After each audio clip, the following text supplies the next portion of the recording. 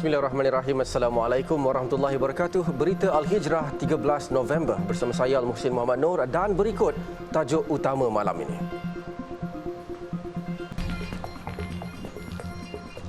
Sepasang warga emas antara 4 maut dalam nahas jalan raya di Alur Gajah, Melaka. Juga kabar gembira buat warga kota, LRT laluan Kelana Jaya kembali beroperasi 6 pagi esok.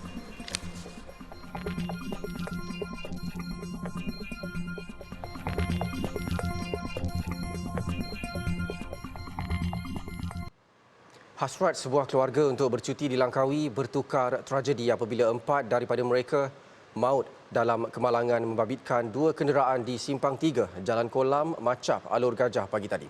Nahas berlaku kira-kira pukul 7.45 pagi tadi. Mereka yang meninggal dunia adalah pasangan warga emas, Ibrahim Daud, 71 tahun dan isterinya, Latifah Abdul Rahim, 66 tahun, menantu mereka Syazana Tarin, 30 tahun serta cucu Yusuf Daniel Muhammad Izwan, 5 tahun. Kesemuanya cedera parah di kepala.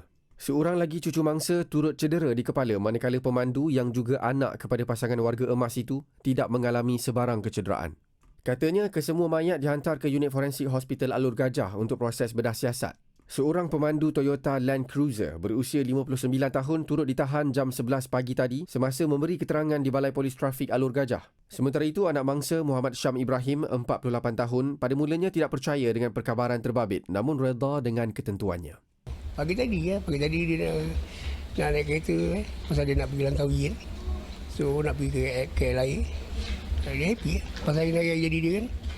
Jadi anak dia nak bawa dia pergi sambut birthday dekat Langkawi. Dia happy lah. Apa jadi?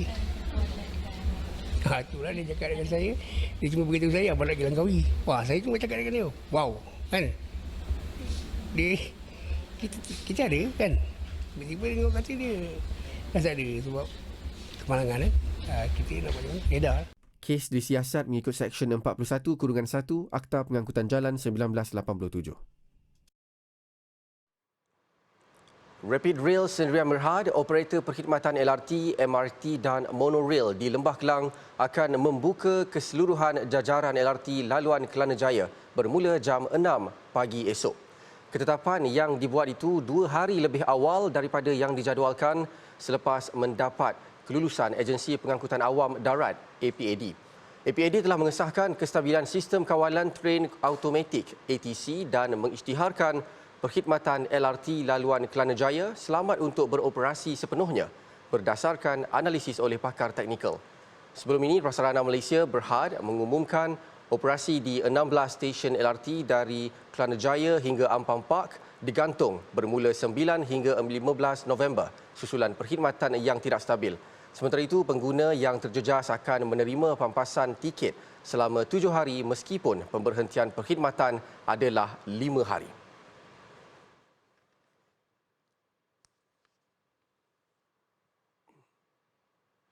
Terdahulu, Perdana Menteri Datuk Seri Ismail Sabri Yaakob menjangkakan rangkaian transit aliran ringan LRT di beberapa stesen yang terjejas sejak hampir seminggu lalu akan pulih lebih awal. Datuk Seri Ismail Sabri juga berkata Kementerian Pengangkutan telah diarah menubuhkan jawatan kuasa khas bagi mengenal pasti punca kejadian dan menyiasat secara menyeluruh punca kerosakan. Datuk Seri Ismail Sabri menyifatkan perkara itu amat mengganggu aktiviti harian warga kota pada masa sama menyusahkan orang ramai ketika musim kempen pilihan raya umum ke-15 sedang giat berlangsung. Kali pertama yang mana? Ya, ini kali kedua ya. Kali kedua sewaktu saya menjadi Perdana Menteri. Dan yang mengunsingkan saya dalam fikiran saya lebih unsing waktu kita berkempen. Ini yang mengunsingkan saya. Jadi insya-Allah saya dah beri arahan kepada Menteri Pengangkutan bahawa perkara yang sama tidak boleh berlaku di masa-masa akan datang. Demikian kenyataannya pada sidang media selepas Majlis Ramah Mesra bersama penduduk kampung Batu Papan di Kuala Bera. Datuk Seri Ismail Sabri berkata ketika ini kerja baik pulih sedang giat dijalankan pasukan Technical Rapid Rail dengan bantuan pasukan pengeluar sistem dari Kanada dan Singapura.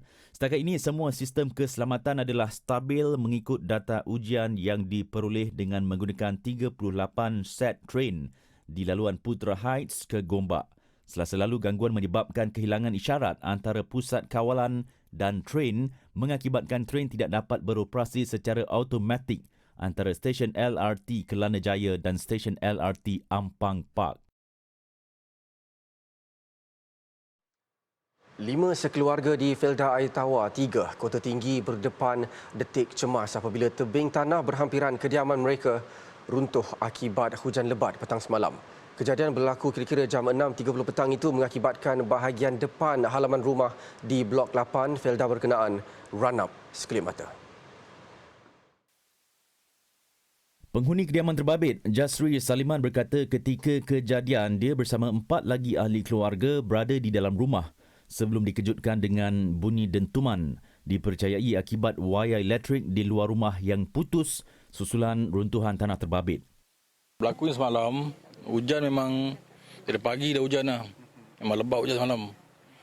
So kita pun tak dengar ada hujan, tapi pasal dia tarik wayar telefon, so bumbung bergegar tu kita orang ingat apa keluar kan. Bila keluar tengok temboknya jatuh. Dalam pukul 6.30 tu lah, 6.30 petang. Katanya runtuhan itu menyebabkan tembok batu dan hampir separuh daripada halaman luar rumahnya roboh. Malah laluan jalan di hadapan rumah turut terhalang ekoran gelongsoran pecahan batu dan tanah. Bagi Safariah Akuan pula, pilu hatinya apabila mendapati halaman itu sudah pun musnah tatkala tiba di rumah sebaik pulang dari kerja. Rasa sangat-sangat sedih lah. Sebab ni semua usaha daripada orang tua kan. Diorang kumpul sikit-sikit, diorang usahakan sikit-sikit.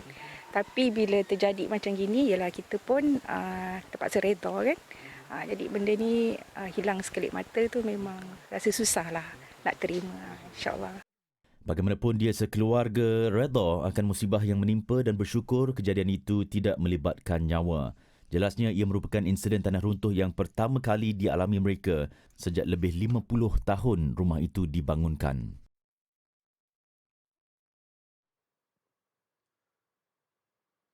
Kesemua 63 jemaah umrah warga Malaysia yang terkandas di Arab Saudi sejak Jun lalu selamat dibawa pulang ke tanah air semalam diserahkan di bawah pengawasan Majlis Keselamatan Negara MKN. Menteri di Jabatan Perdana Menteri Hal Ehwal Agama Datuk Idris Ahmad berkata kumpulan terbabit akan dipantau bagi memastikan mereka bebas dari pengaruh fahaman atau gerakan yang membahayakan. Dan mereka ini akan dipulihkan baliklah kepahaman mereka dan supaya mereka ini jangan terlibat dalam perkara ini, sedangkan perkara yang mereka buat itu menyusahkan kerajaan, menyusahkan keluarga, menyusahkan semua orang. Katanya usaha mengesan dan menahan pemimpin tarikat Al-Naqsyabandiyah Al-Khalidiyah Habib Shah Firdaus Habib Ahmad juga masih dijalankan. Kerajaan dan Majlis Agama Negeri berkaitan katanya tidak pernah mengabaikan kes tersebut. Datuk Idris berkata demikian selepas program Santai Orang Muda di Bagan Serai hari ini. Semalam kumpulan terakhir daripada 63 jemaah umrah Malaysia yang terkandas di Arab Saudi selamat tiba di Malaysia pada 1.20 petang.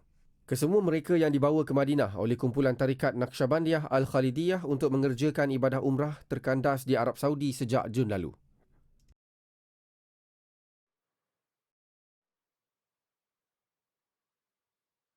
Para agamawan disaran merujuk maklumat sahih serta menilai dari semua sudut pandangan dan tidak hanya menjatuhkan hukum sesuka hati. Orang ramai juga jelas timbalan Menteri di Jabatan Perdana Menteri Hal Ehwal Agama Datuk Ahmad Marzuq Syahari turut dinasihat agar mengikut hukum dan fatwa yang telah diputuskan dalam muzakarah para mufti sebelum mengeluarkan apa-apa pandangan. Nasihat saya ialah supaya setiap agamawan yang nak bercakap ini perlu merujuk kepada maklumat yang benar dan juga perlu melihat dari semua sudut. Memang betul keutamaan kita kalau isteri nak bersalin ini kena cari doktor perempuan. Tapi kalau dah tak ada, nak buat macam mana, membahayakan nyawa. Maka dari sudut itu barangkali mengutamakan nyawa itu lebih utama daripada memilih doktor perempuan sehingga tak jadi nak bersalin kerana tunggu doktor perempuan itu tak betul. Beliau mengulas isu berkaitan dakwaan seorang pendakwah bebas wanita bahawa suami yang membiarkan isteri bersalin dengan disambut oleh doktor lelaki sebagai dayus Datuk Ahmad Marzuk berkata umat Islam perlu merujuk keputusan Muzakarah Jawatankuasa Fatwa Kebangsaan yang dianggotai mereka yang arif dalam bidang agama dan tidak sewenang-wenangnya membuat keputusan berdasarkan penilaian sendiri. Terdahulu, kenyataan pendakwah bebas wanita itu tular hingga menimbulkan perdebatan dalam kalangan warga net dan turut mendapat perhatian beberapa agamawan yang mempunyai pandangan berbeza tentang isu tersebut.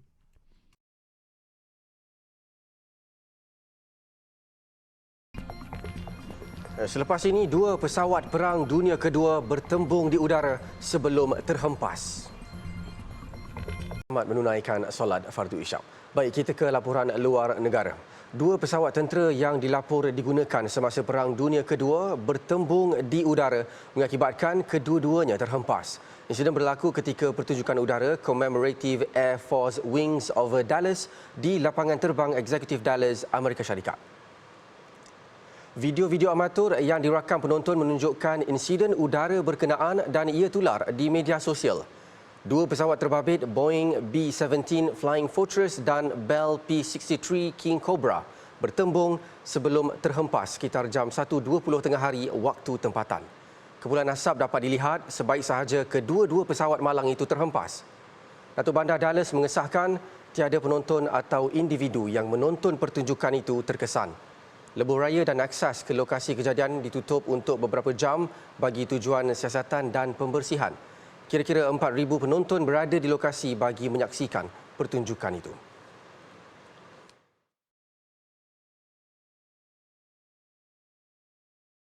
Presiden Ukraine Volodymyr Zelensky mendakwa tentera Rusia telah memusnahkan infrastruktur dan kemudahan penting di Kherson di selatan negara itu.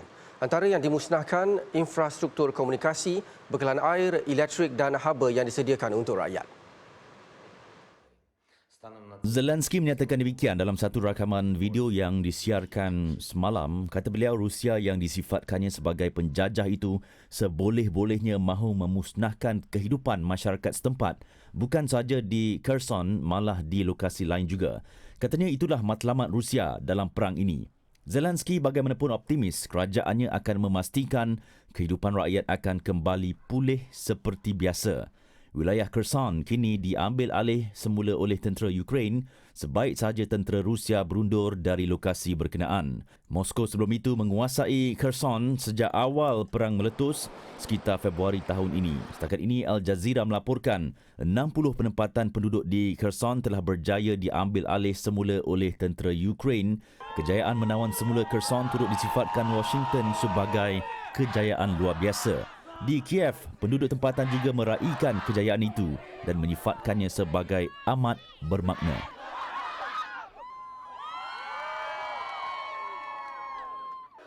Sekurang-kurangnya 20 orang terbunuh dan 6 cedera dalam insiden bas mini yang jatuh ke dalam terusan di utara Mesir. Memetik agensi berita AFP, Kementerian Kesihatan Mesir memaklumkan 19 orang terbunuh dan 6 cedera apabila bas mini itu jatuh ke dalam Sungai Nil. Difahamkan bas mini itu membawa berpuluh-puluh penumpang sebelum terjatuh ke dalam terusan Mansuria. Terusan terletak di Bandar Aga di wilayah Delta Nil Dakalia. Kejadian dipercayai berlaku apabila pemandunya hilang kawalan ke atas bas terbabit. 18 ambulans dan petugas penyelamat dikerah ke tempat kejadian untuk mencari mangsa yang terselamat. Mesir mempunyai sistem rangkaian pengangkutan awam yang agak ketinggalan walaupun kerajaannya berusaha menambah baik rangkaian jalan raya di negara itu.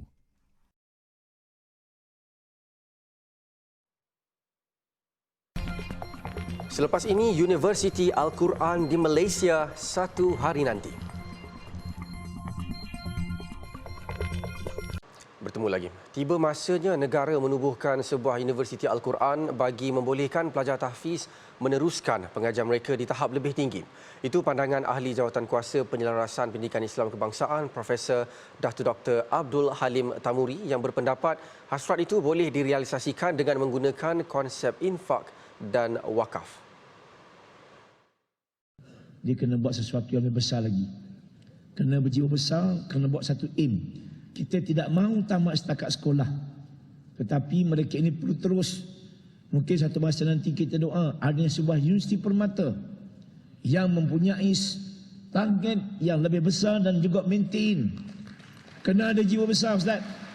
InsyaAllah. Bagi memulakan inisiatif besar itu, katanya Persatuan Madrasah Tahfiz Al-Quran Malaysia atau Permata Al-Quran dilihat berpotensi melaksanakan aspirasi itu. Beliau yang juga pengerusi TV Al-Hijrah berucap demikian semasa merasmikan Majlis Convocation Hufaz Nusantara Permata Al-Quran kali ke-8 di Universiti Sains Islam Malaysia USIM Nilai Negeri Sembilan. Mengulas lanjut, kata beliau, ketika ini Permata Al-Quran telah membuktikan keupayaannya sebagai penaung komuniti hufaz negara dan Nusantara melibatkan pengurusan pusat tahfiz, pendukung dan para pelajar. Antara kejayaan yang telah dicapai termasuk terlibat dalam penggubalan dasar pendidikan tahfiz negara DPTN selain Jawatankuasa Akreditasi Tahfiz atau JAT dan lebih membanggakan membina NOS atau Sijil Kemahiran Malaysia SKM di bawah Kementerian Sumber Manusia. Ini sekaligus membolehkan lepasan pusat tahfiz diiktiraf dan diperakui kemahiran mereka dalam menghafaz Al-Quran dan diberi sijil di bawah dasar TVET. TV Al-Hijrah sebagai stesen TV berteraskan pembangunan modal insan juga jelasnya boleh membantu dari aspek hebahan bagi memastikan agenda itu tercapai. Dari seorang peladang kelapa sawit dan kini berkecimpung dalam perniagaan puding raja. Itu pengalaman seorang usahawan makanan tradisi istana tersebut hingga mampu menjana puluhan ribu ringgit hanya melalui perniagaan puding raja di Bandar Diraja Negeri Pahang itu. Abdul Rahman Kunyu di Pahang ada perinciannya. Pada awalnya, Aidi Hayazi Adnan hanya membantu perniagaan kecil-kecilan isterinya. Namun kini, ia menjadi perniagaan utama setelah hampir 2 dekad menjalankan perniagaan puding raja itu.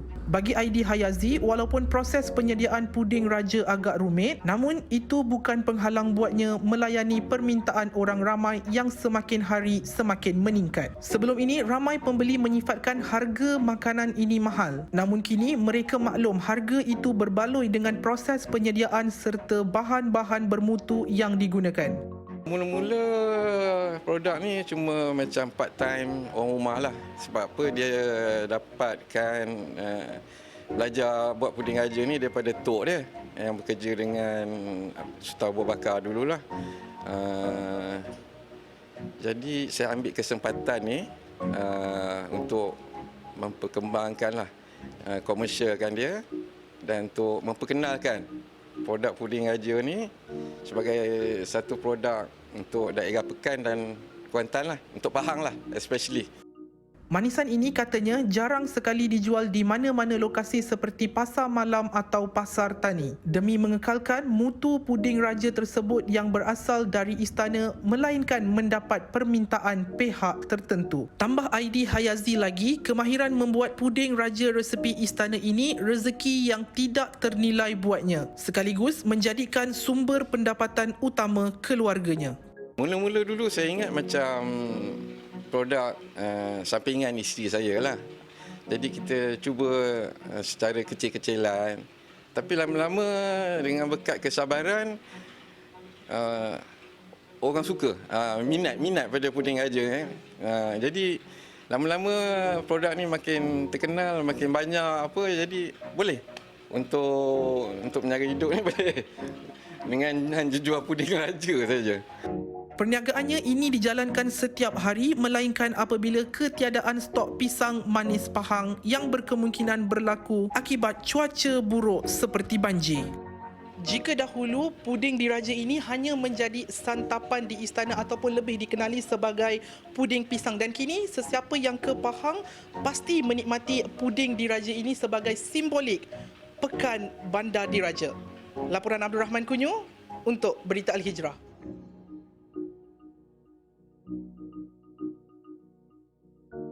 Hasutan yang mendakwa mengundi mana-mana parti boleh masuk neraka hanya taktik kotor supaya golongan muda tidak mengundi.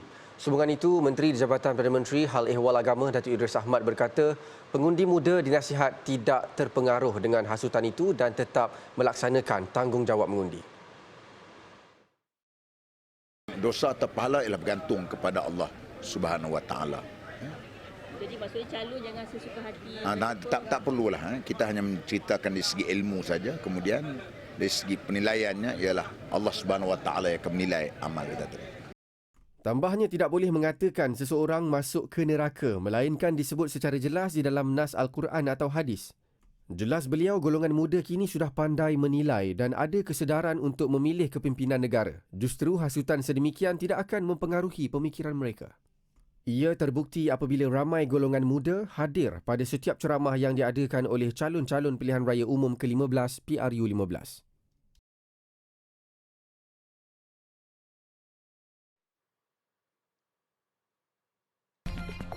Baik, selepas ini perkembangan langsung PRU 15 dari Pahang dan Terengganu.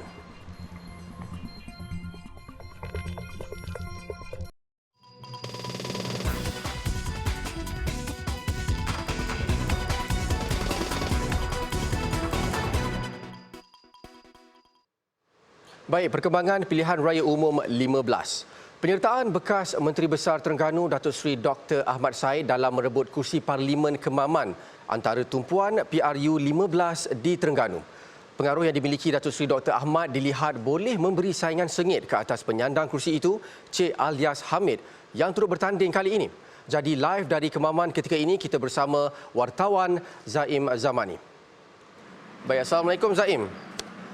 6 hari menjelang PRU 15, adakah wujud kemungkinan pertukaran ahli parlimen dengan penampilan bekas Menteri Besar sebagai calon? Baik, terima kasih Husin. Assalamualaikum warahmatullahi wabarakatuh. Saya kongsikan sedikit untuk makluman, Parlimen di Kemaman ini bakal menyaksikan pertandingan 4 penjuru antara Barisan Nasional, Perikatan Nasional, Pakatan Harapan dan juga Pejuang. Dan untuk makluman, penyandangnya iaitu Cik Alias Abdul Hamid turut bertanding pada Parlimen kali ini, pada pertandingan untuk berebut kerusi Parlimen kali ini. Dan untuk makluman, pada pilihan raya lalu Cik Alias berjaya mengalahkan Datuk Seri Ahmad Sabri Cik yang menang untuk 3 penggal berturut-turut di Kemaman ini. Dan pastinya kekalahan Datuk Seri Ahmad Sabri Cik ini memberi satu kesan ataupun luka yang amat dalam buat Barisan Nasional Terengganu.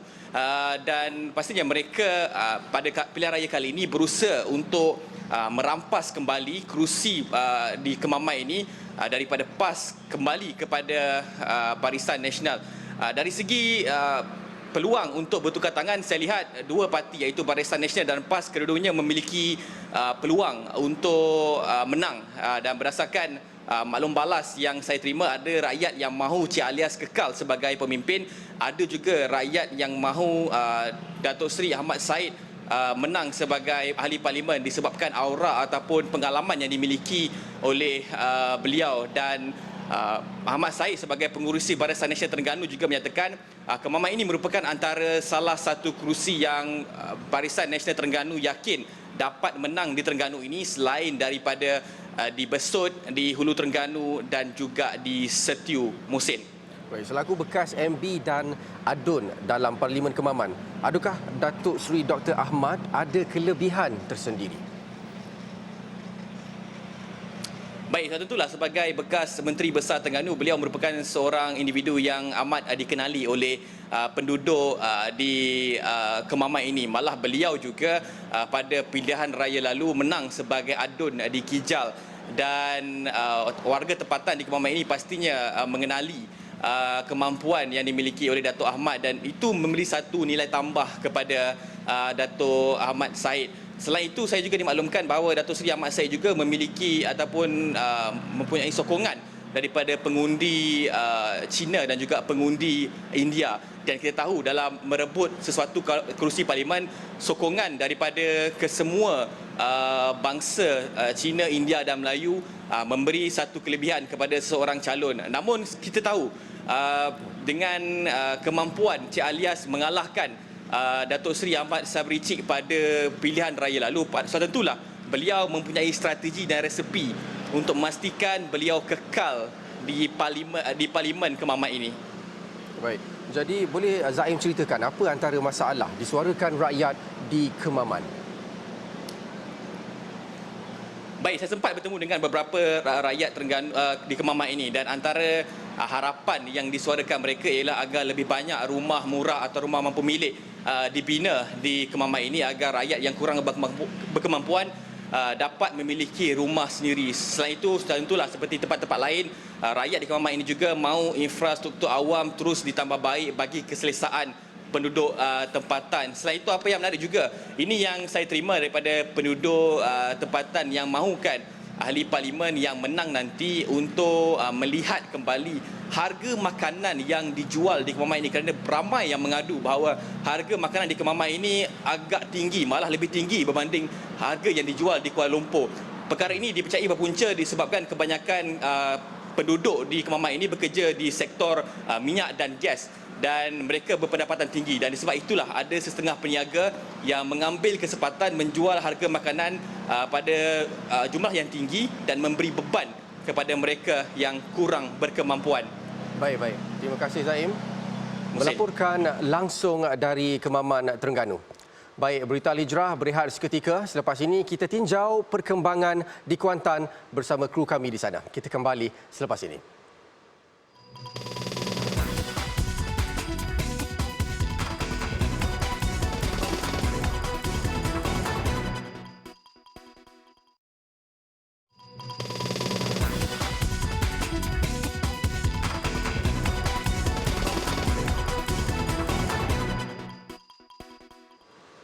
Jika tadi kita meninjau situasi di Kemaman, sekarang kita ke Kuantan, Pahang. Ramai maklum Parlimen Kuantan merupakan kubu kuat Pakatan Harapan PH dan penyandang kerusi Parlimen itu menang dengan majoriti 8,111 undi. Dalam PRU15 kali ini, sejauh mana beliau mampu pertahankan kerusi Parlimen itu? Untuk kupasan lanjut, wartawan Abdul Rahman Kunyu bersama kita di Kuantan. Baik, Assalamualaikum Rahman. Pada pandangan Rahman sendiri, adakah kedudukan penyandang kerusi Parlimen Kuantan dari PH akan tergugat dalam PRU kali ini? Baik, Waalaikumsalam warahmatullahi wabarakatuh. Terima kasih rakan tugas Muhsin yang berada di studio.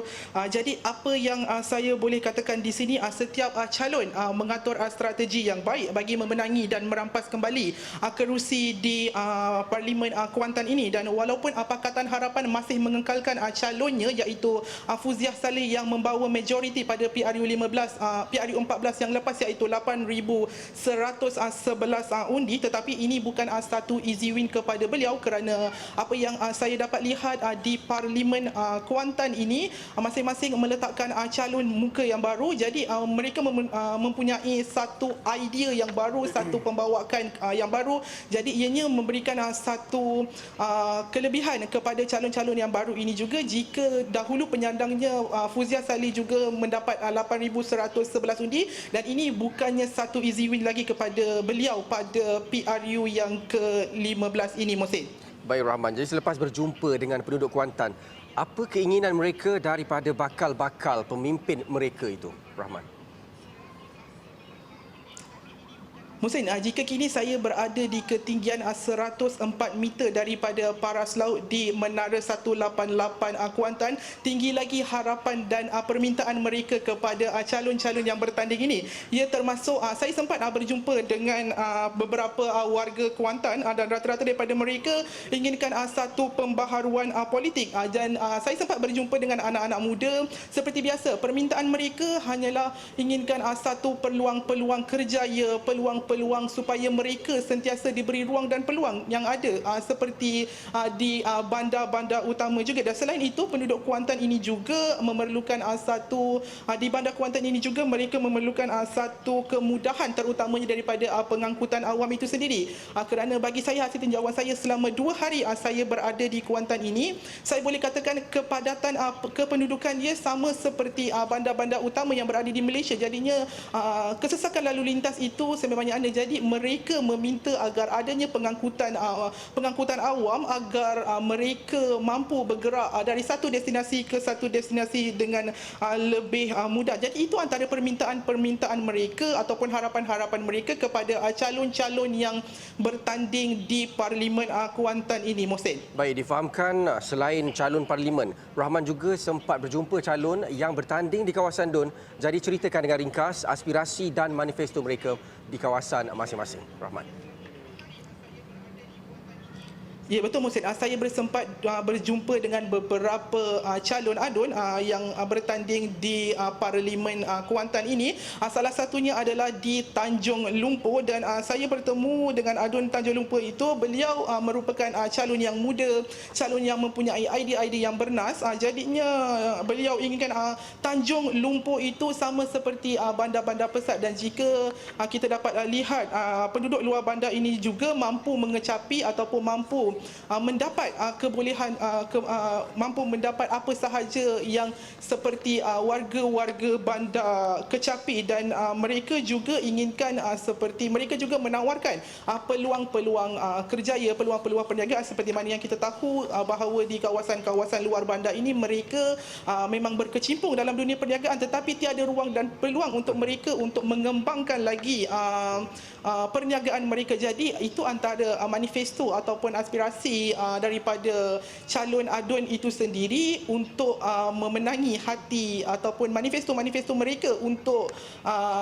mereka-mereka yang berada di kawasan luar bandar. Dan ini jelas dan nyata bahawa setiap calon yang bertanding ini, terutamanya di Don juga mahukan satu peningkatan daripada penduduk luar bandar agar mereka, taraf kehidupan mereka terus meningkat. Jadi itulah antara manifesto-manifesto dan aspirasi-aspirasi adun itu sendiri kepada penduduk-penduduk luar bandar, terutamanya di Tanjung Lumpur yang saya sempat melawat tadi. Jadi setakat itu saja Muhsin apa yang saya dapat kongsikan daripada P083 Kuantan. Kembali ke rakan tugas, silakan Muhsin. Baik, terima kasih Rahman dari Kuantan. Baik, perkembangan PRU itu menutup berita Al-Hijrah untuk malam ini. Terus bersama kami setiap hari untuk mengetahui perkembangan terkini menjelang PRU. Jangan lupa juga berada di pelbagai platform media-media sosial seperti Facebook, Twitter, YouTube, Instagram dan TikTok. Dan layari alhijrahnews.com untuk lagi kupasan mendalam berita dalam dan luar negara serta artikel eksklusif. Saya Al-Muhsin Muhammad Nur. Assalamualaikum warahmatullahi wabarakatuh dan selamat malam.